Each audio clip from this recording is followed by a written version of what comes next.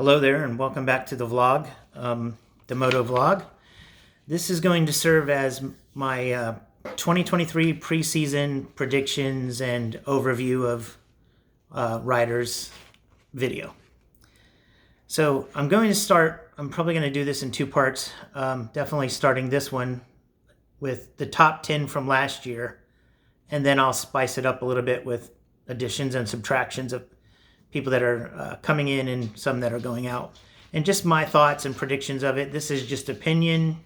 There's no right or wrong here. So please, if you're interested in these kind of videos, comment in the comment section and let's have a little discussion about, what you think is going to happen in 2023. But so going off of last year, the top 10, Tomac, Anderson, Stewart, Muskin, Barcia, Sexton, Webb, Hartraft, Brayton, and Wilson. That was your top 10 from last year. And I thought last year was a very competitive year. So from this list, we can eliminate two of the riders right off the bat.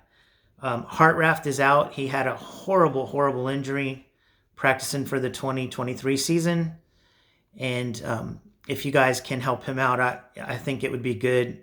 It'll give you some good karma for the future. Road to Recovery has set up a site specifically to help him out. And if you can donate at this time of year especially, it's really going to help him out. He had bad back injury and a lot of other things, but thank God he's able to it seems like he's going to recover and he has movement and he's able to, I don't know if he's quite up to walking yet, but things are looking good for him. So, and also out this year is Brayton. Brayton retired. He'll just be doing World Supercross rounds, I believe, in the future, if anything at all. So Justin Brayton won't be in our top 10. So going back to the top. Last year's number one, Tomac, I think is your number one for this year in 2023. I don't see anybody knocking him off the podium, the highest step, first place. I just kind of think he's on a roll right now. He's comfortable with his bike. I know they're going to a new bike, but I just kind of think he made the right move from leaving from Kawasaki where he wasn't feeling comfortable to Yamaha where they're giving him the things that he wants and letting him try the things that he wants to try. For me, Anderson was 2 last year, but for me, I'm going to move Sexton up. Sexton was down there 6th or 7th last year, but I think he's your number 2 guy, if not even number 1 this year for 2023. He's on a roll. That guy is an when he gets going, he's great. And he has these just in Supercross, he has these little stupid mistakes every so often. But in the outdoors, he was really cleaning that up a lot. And I feel like losing the outdoors to Tomac after already, losing so many of the individual races to Tomac last year, I think he's on a trajectory to either if not be the guy and replace Tomac, he's definitely going to be your solid number 2 guy. Number 3 last year was Stewart. I think that spot this year will be filled by Anderson. I think you're going to see Tomac, Sexton, Anderson a lot. I think Anderson also benefited from leaving the Husky team and going to the Kawasaki last year, and I feel one more year under his belt is really going to help him out.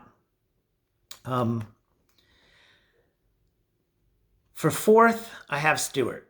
I think overall, consistency-wise, I think he'll step it up this year, another year under his belt with that Husky team and just his momentum overall and his ability to ride whoops. He's really good in the whoops.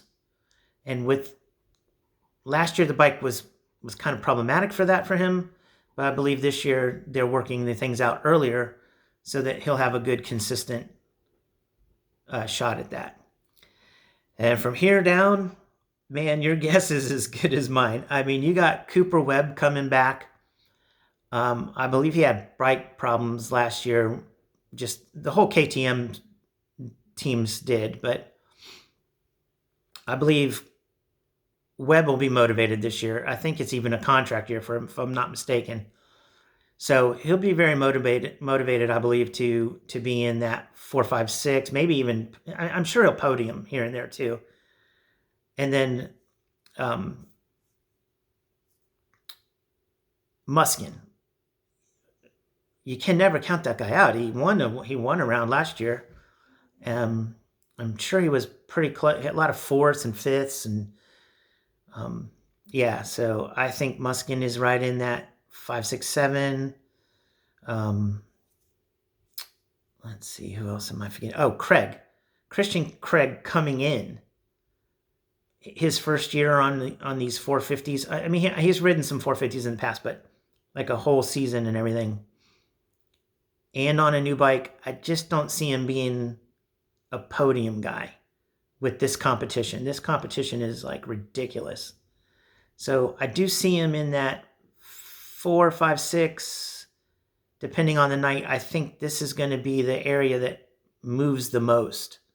Like, you're just not going to see consistently a guy who's always going to get 5th, 6th. I think that's going to change every single week. I think you can kind of rely on your top 3 or 4. And I'm forgetting somebody I know that I'm going to bring into this at the end. But I think that 1, 2, 3, 4 is going to still it tends to always be that. You get some guys that can pick off some wins here and there. And last year was a good example of people getting multiple wins. But then you get into a consistency of who's going to be where, kind of. Like there's going to be a guy that is either 3rd, 4th, or a guy's going to be 5, 6. He won't vary very much. So Craig, I put in that 6, 7, maybe 5, 6, 7 area coming in. And okay, so here's the last 2 I'm going to leave on this video, and I'll roll over to the next video of from 10 to 20. Going into this one this year that kind of weren't there last year is Ken Roczen. Ken Roczen, I think, was 11th or 10th last year. I'll have to look at my notes again, but coming in this year on the Suzuki, where he's going to go back to familiar territory with the bike setup and the feel, I believe he has some wins in him, at least 1, but maybe 2 or 3. And I think he's going to I think there's going to be some podiums here and there, maybe 2 or 3 3rd places or something. But I think he's going to fall in that 4, 5 very consistently.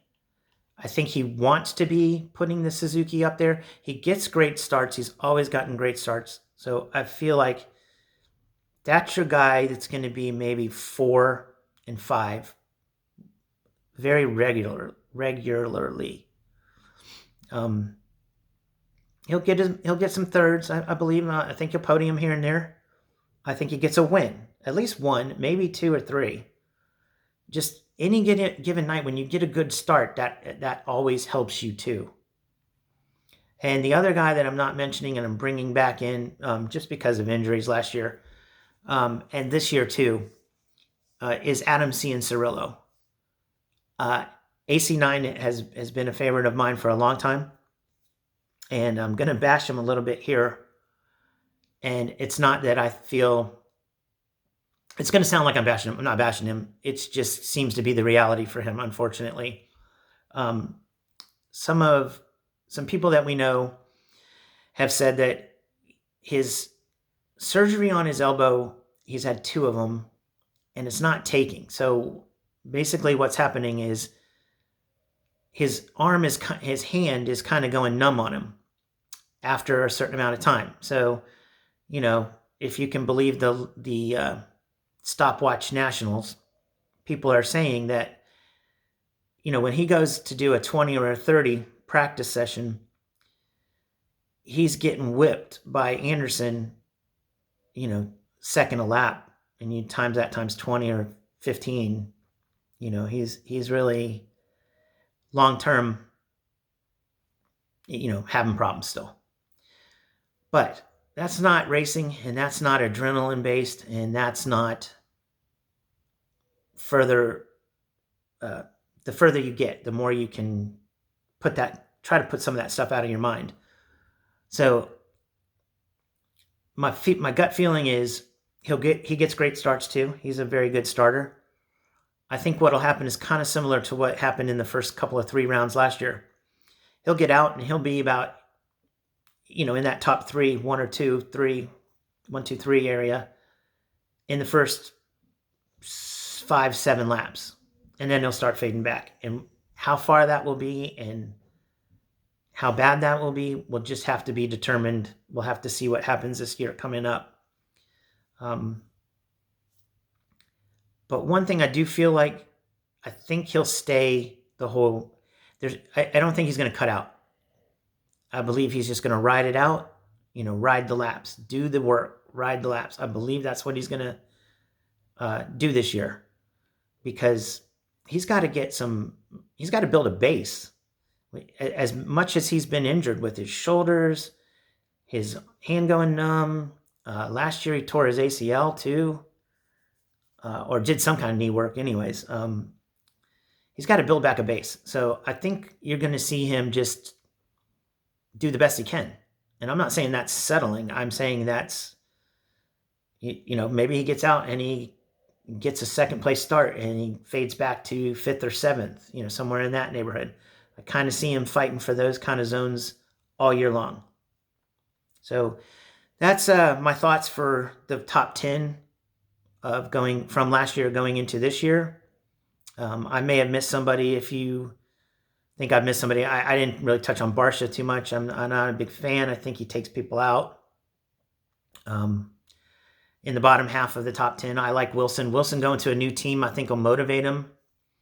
I think he'll have a little bit more freedom, a little bit. It might even be a little bit more fun for him. But we'll see where he is. I'm thinking 8 to 10 consistently. Just from his natural speed, his ability, and the many years that he's been doing it. I wanted to mention Wilson again. Bottom half, somewhere between 7 and 10. But I'm going to touch into the other from 10 to 20 in another video. So come back for part 2. If you're not subscribed, please subscribe. I appreciate everybody who does. You guys have a good one. Peace out.